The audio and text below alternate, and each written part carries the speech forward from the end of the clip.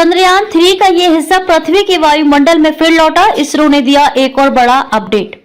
चंद्रयान 3 अंतरिक्ष यान को निर्धारित कक्षा में सफलतापूर्वक स्थापित करने वाले LVM-3M4 प्रक्षेपण यान का क्रायोजेनिक ऊपरी हिस्सा बुधवार को पृथ्वी के वायुमंडल में अनियंत्रित रूप से पुनः प्रवेश कर गया।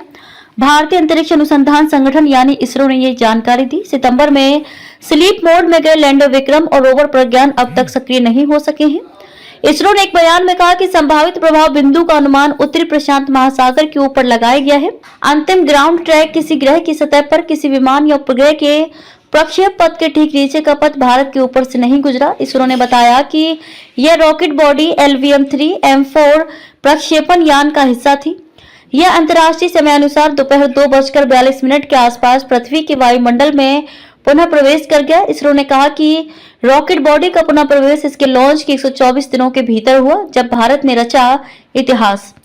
14 जुलाई 2023 को आंध्र प्रदेश के श्रीहरिकोटा से लॉन्च हुए चंद्रयान 3 ने 23 अगस्त को चांद के दक्षिणी ध्रुव पर सफलतापूर्वक लैंडिंग कर ली थी। भारत चांद पर पहुंचने वाला दुनिया का चौथा और साउथ पोल पर लैंडिंग करने वाला पहला देश बन गया था। इसके बाद करीब 14 दिनों चांद पर एक दिन में कई अहम जानकारियां जुटाई।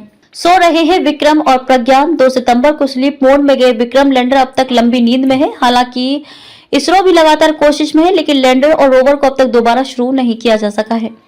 दरअसल लैंडर और रोवर को पृथ्वी के 14 दिनों के हिसाब से ही तैयार किया गया था। इसरो के वैज्ञानिक पहले ही साफ कर चुके थे कि अगर दोनों दोबारा सक्रिय होते हैं तो ये बोनस होगा।